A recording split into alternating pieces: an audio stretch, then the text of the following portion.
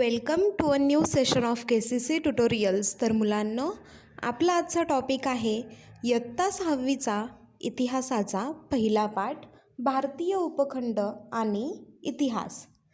तर video start करण्याआधी एक रिक्वेस्ट आहे की जर तुम्हाला आमचा हा आजचा व्हिडिओ आवडला, जर तुम्हाला आमच्या चॅनलची हेल्प होत असेल तर please like, share and comment करायचं विसरू नका. तर आपला आजचा पाठ आहे भारतीय उपखंड आणि इतिहास. तर भारतीय उपखंड म्हणजे कोणता भूभाग? तर आशिया खंडातील दक्षिण आशिया, म्हणजे दक्षिण आशियामध्ये भारत, अफगाणिस्तान, पाकिस्तान, नेपाळ, भूटान, श्रीलंका हे देश येतात.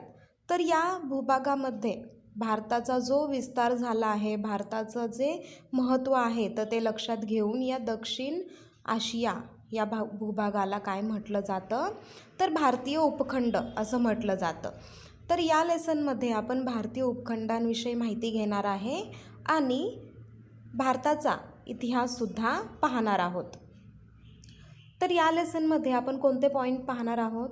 इतिहासाची घडण आणि भौगोलिक वैशिष्ट्ये, भारताची भौगोलिक वैशिष्ट्ये, भारतीय उपखंड.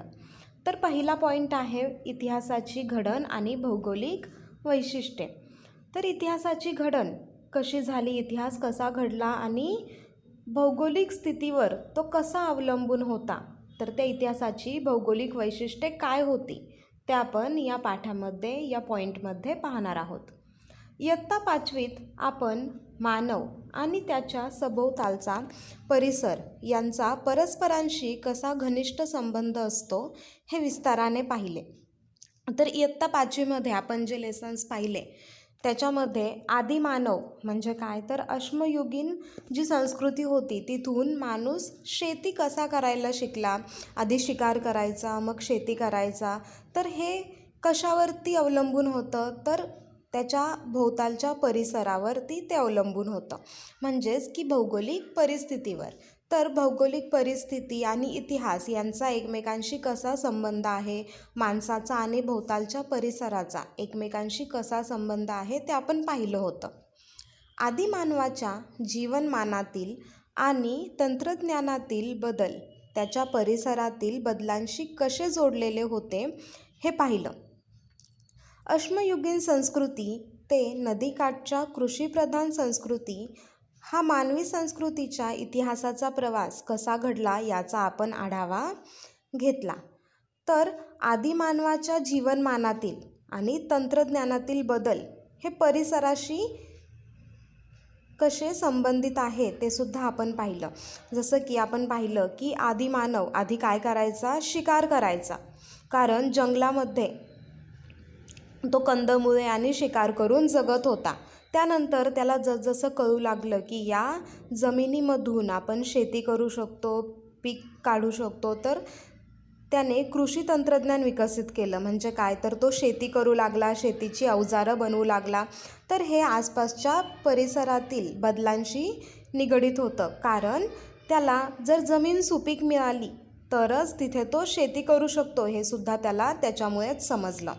आता अश्मयुगीन संस्कृती म्हणजे काय? तर सगळं दगडापासून बनवलं जायचं, जंगलात राहणारा हा माणूस होता. पण या संस्कृतीपासून नदीकाठी शेती करायची आणि कृषीप्रधान संस्कृती माणसाने तयार केली. वस्ती, वसाहत, गावे, नगरे बनवून तिथं तो राहू लागला आणि अशा प्रकारे मानवी संस्कृतीच्या इतिहासाचा प्रवास सुरू झाला. तर हे सुद्धा आपण इयत्ता 5वीच्या इतिहासाच्या पुस्तकामध्ये पाहिलं होतं. इतिहास म्हणजे मानवी संस्कृतीच्या प्रवासात घडलेल्या सर्व प्रकारच्या भूतकालीन घटनांची सुसंगत मांडणी. आता इतिहास म्हणजे काय? तर मानवी संस्कृतीचा इतिहास म्हणजे मानवी संस्कृतीच्या प्रवासात जी काही भूतकालीन घटना घडल्या तर त्या व्यवस्थितपणे मांडलेल्या असतात. म्हणजे काय? तर नंबरप्रमाणे मांडलेल्या असतात. जसं की आधी आदिमानव होता, मग त्याला शिकारीचं समजू लागलं, त्यानंतर शेती समजू लागली, मग त्याने गावे तयार केली, नगरे तयार झाली. ही असं जे सिरियल वाईज आपण ज्या घटना लावतो तर त्याला म्हणतात इतिहास. स्थल, काल, व्यक्ती व समाज हे इतिहासाचे 4 प्रमुख आधारस्तंभ आहेत. या 4 घटकांशिवाय इतिहास लिहिला जाऊ शकत नाही. आता स्थल म्हणजे काय, तर जागा. काल म्हणजे ती वेळ, व्यक्ती म्हणजे माणूस आणि समाज. तर ह्या 4 घटकांशिवाय आपण इतिहास लिहू शकत नाही. तर आपण इतिहास लिहिताना कधी पण कोणत्या वर्षी झाला, कुठे झाला, तो माणूस कोणता होता, समाज कोणता होता, कोणती संस्कृती होती, तर हे सगळं आपण इतिहासात लिहितो आणि याच्याशिवाय इतिहास लिहिलाच जाऊ शकत नाही. यांपैकी स्थल हा घटक भूगोलाशी म्हणजे भौगोलिक परिस्थितीशी संबंधित आहे. आता स्थल म्हणजे काय, जागा. आता जागा, भूभाग हे आपण कशाशी निगडीत धरतो, तर भूगोल म्हणजे की याच्यामध्ये जमिनीशी, भूभागाशी संबंधित सगळी माहिती असते. तर भौगोलिक परिस्थिती ही भूगोलाशी संबंधित आहे आणि भौगोलिक परिस्थिती ही आपण इतिहासामध्ये सुद्धा ग्राह्य धरतो. इतिहास व भूगोल यांचे नाते अतूट आहे. भौगोलिक परिस्थिती इतिहासावर अनेक प्रकारे परिणाम करत असते. आता इतिहास आणि भूगोल यांचं अतूट नातं आहे. कारण का, तर इतिहासामध्ये आपण जागा वगैरे लक्षात धरतो, भौगोलिक परिस्थितीवर सुद्धा इतिहास अवलंबून असतो. तर तो कशा प्रकारे अवलंबून असतो ते आपण पुढे पाहणार आहोत. आहार, वेशभूषा, घरबांधणी, व्यवसाय इत्यादी गोष्टी बऱ्याच अंशी आपण राहतो त्या परिसराच्या भौगोलिक वैशिष्ट्यांवर अवलंबून असतात. आता आहार म्हणजे आपण काय खातो, वेशभूषा म्हणजे आपण कोणती कपडे परिधान करतो, घरबांधणी म्हणजे आपल्या घराची बांधणी कशी आहे, इमारत आहे, बैठे घर आहे, उतरती छपरे आहेत का, तर याला म्हणतात घरबांधणी. व्यवसाय म्हणजे आपण कोणता व्यवसाय करतो, तर या सगळ्या गोष्टी कशावर अवलंबून असतात, तर आपण राहतो त्या परिसराच्या भौगोलिक वैशिष्ट्यावर. आता समजा जसं की आपण कोळी लोकांचं उदाहरण घेऊ, तर कोळी लोक काय करतात, तर त्यांच्या जवळ समुद्रकिनारा आहे, त्याच्यामुळे ते काय करतात, तर त्यांचा व्यवसाय आहे मासेमारीचा. त्यांची घरबांधणी, तर त्यांची घरबांधणी कशी असते, साधी असते, झोपडीसारखी घरं असतात. कारण तिथे पाऊस पडतो, तर तो पाऊस जो पडतोय तर तो उतरत्या छपरांची जी घरं असतात, कौलं असतात, तर त्याच्यावरून खाली येतो, घरावरती पाणी साठत नाही. त्यांची वेशभूषासुद्धा अशी असते की मासेमारी करताना त्यांना कसलाही प्रॉब्लेम येऊ नये. आता त्यांच्या आहारामध्ये जास्त तर मासे, तांदूळ हे असतं, कारण तिथे भात जास्त पिकवला जातो आणि मासेमारी केली जाते, त्याच्यामुळे मासे खाल्ले जातात. तर हे एक एक्झाम्पल होतं की आपला आहार, वेशभूषा, घरबांधणी, व्यवसाय या गोष्टी आपण राहतो त्या परिसराच्या भौगोलिक वैशिष्ट्यांवर अवलंबून असतात. जसं की घरांचे प्रकारसुद्धा दिलेत, तर घरांचे प्रकार हे त्या परिसराशी निगडीत असतात. तिथला परिसर कसा आहे त्याच्यावरती लोक घर बांधणी करतात. समाज जीवनसुद्धा त्यावर अवलंबून असते. उदाहरणार्थ, डोंगराळ प्रदेशात राहणाऱ्या लोकांचे जीवन मैदानी प्रदेशात राहणाऱ्या लोकांपेक्षा अधिक कष्टाचे असते. तर समाज जीवन म्हणजे तिथलं जीवन कसं आहे, लाईफस्टाईल कशी आहे तिथली, ही सुद्धा भौगोलिक वैशिष्ट्यांवर अवलंबून असते. जसं की डोंगराळ प्रदेशात राहणारे लोक. आता डोंगराळ प्रदेशात राहणारे म्हणजे काय, तर ज्यांची गावं डोंगराच्या कुशीत असतात. आणि मैदानी प्रदेशात म्हणजे जिथं जास्त डोंगर नसतात, तर सपाट अशी जमीन असते. तर डोंगराळ प्रदेशात राहणाऱ्या लोकांचं जीवन हे मैदानी प्रदेशात राहणाऱ्या लोकांपेक्षा अधिक कष्टाचे असते. तर ते का, ते आपण पाहू. डोंगराळ प्रदेशात सुपीक शेतजमिनीची उपलब्धता अगदी थोडी, तर मैदानी प्रदेशात सुपीक शेतजमीन मोठ्या प्रमाणावर उपलब्ध असते. आता डोंगराळ प्रदेशामध्ये जास्त तर डोंगर असतात, म्हणजे काय, तर खडक, दगडं खूप असतात, त्याच्यामुळे तिथे सुपीक म्हणजे काय, तर चांगलं पीक येईल अशी शेतजमीन तिथे अगदी थोडी असते. त्याची उपलब्धता म्हणजे अशी जमीन तिथे खूप कमी असते. आणि मैदानी प्रदेशात सुपीक शेतजमीन मोठ्या प्रमाणावर असते. त्यामुळे डोंगराळ प्रदेशातील लोकांना तृणधान्य आणि भाज्या कमी प्रमाणावर उपलब्ध असतात. तर तुलनेने मैदानी प्रदेशातील लोकांना या गोष्टी पुरेशा मिळतात. त्याचा परिणाम खाण्यापिण्यावर झालेला दिसतो.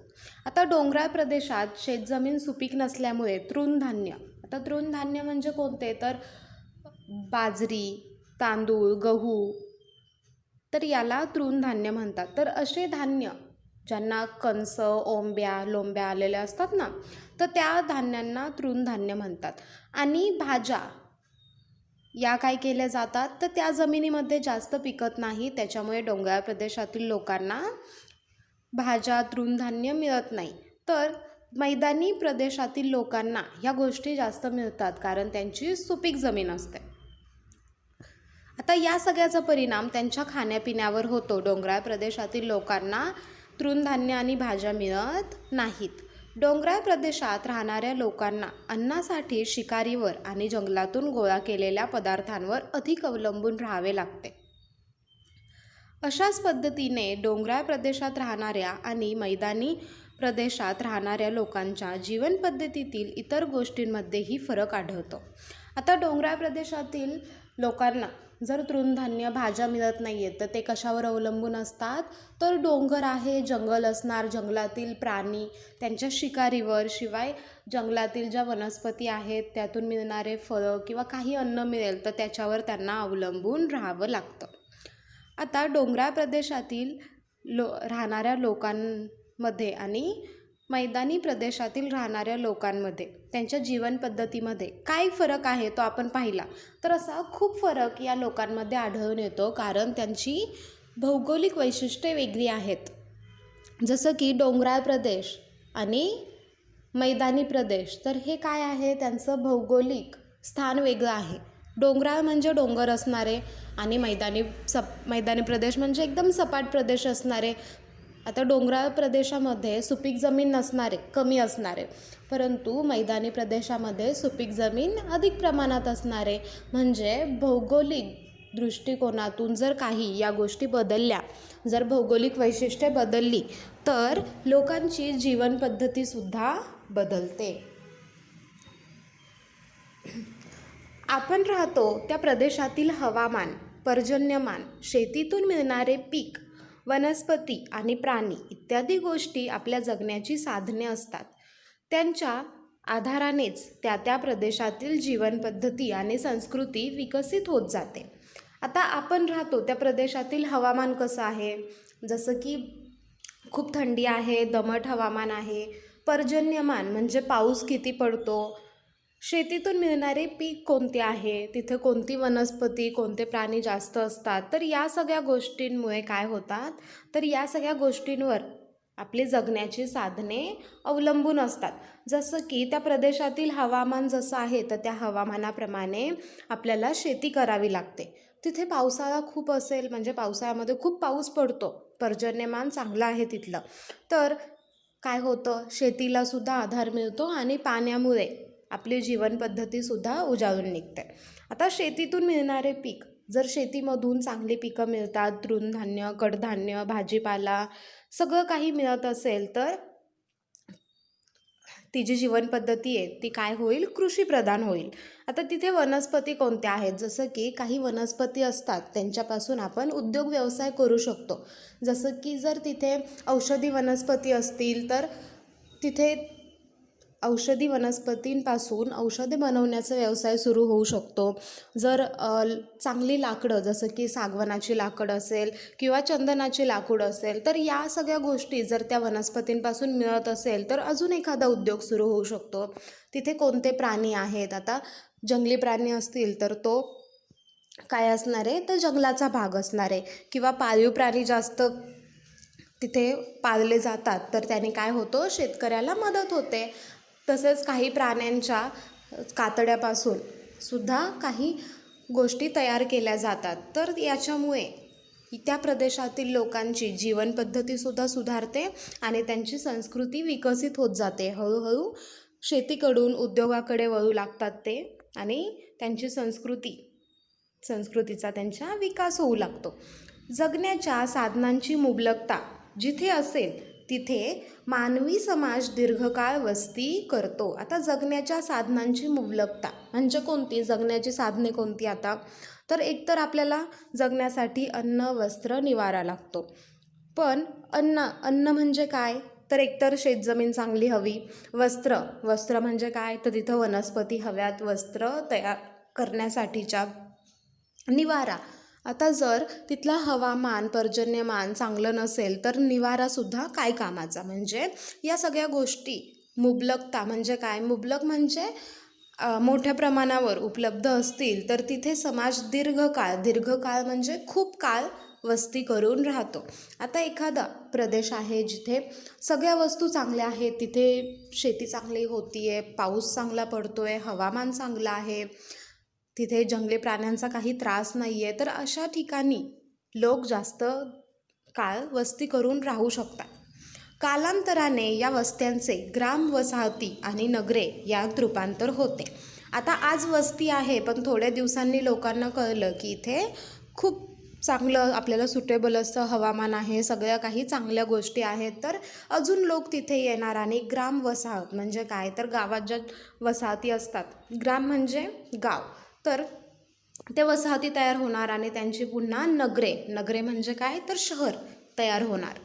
पर्यावरणाचा ऱ्हास, दुष्काळ, आक्रमणे किंवा इतर कारणांमुळे जगण्याच्या साधनांची कमतरता भासू लागली की लोकांना गाव सोडून जाणे भाग पडते. आता पर्यावरणाचा ऱ्हास म्हणजे काय, तर एकतर शेतजमीन नापीक होऊ लागली आहे किंवा तिथे मातीच नाही राहिली आहे, पाऊससुद्धा व्यवस्थित पडत नाही आहे, दुष्काळ पडला आहे. आणि आक्रमण, जसं की आधी काय होत होतं, ते राज्य मिळवण्यासाठी आक्रमण होत होतं. तर अशी आक्रमणं या सगळ्यांमुळे काय होत होतं, तिथे जगण्याची जी साधनं आहेत त्यांची कमतरता भासू लागते, म्हणजे त्या कमी पडू लागतात आणि लोकांना गाव सोडून जाणं भाग पडतं. ग्राम वसाहती नगरे उजाड होतात, अशा अनेक घडामोडी इतिहासात घडलेल्या दिसतात. त्यावरून इतिहास आणि भूगोल यांचे नाते अतूट असते हे स्पष्ट होते. आता आपण पाहिलं की या सगळ्या गोष्टींमुळे लोकांना गावं सोडून जाणं भाग पडतं, ग्राम वसाहती नगरे उजाड होतात आणि अशा खूप घडामोडी आपण इतिहासात पाहिलेल्या आहेत. आणि त्याच्यावरून आपल्याला एक लक्षात येतं की जर भौगोलिक वैशिष्ट्ये म्हणजे काय, तर भौगोलिक तिथली परिस्थिती चांगली असेल तर तिथे लोक राहतात. म्हणजेच की जो इतिहास आहे त्या इतिहासाचा भूगोलाशी काय आहे, अतूट नातं आहे. आणि ते जे अतूट नातं आहे ते आत्ताच आपण खूप उदाहरणांवरून स्पष्ट करून घेतलं. तर या लेसनचा पुढचा पार्ट आपण लवकरच पाहू. जर तुम्हाला आमचा हा आजचा व्हिडिओ आवडला असेल तर please like, share and comment करा. जर तुम्ही अजूनही आमच्या चॅनेलला सबस्क्राईब केलं नसेल तर प्लीज सबस्क्राईब करा. KCC ऑनलाईन ट्युशन जर तुम्हाला जॉईन करायची असेल तर डिस्प्लेमध्ये दिलेल्या नंबरवर कॉल करून तुम्ही अधिक माहिती घेऊ शकता. Thank you for watching this video. Good bye.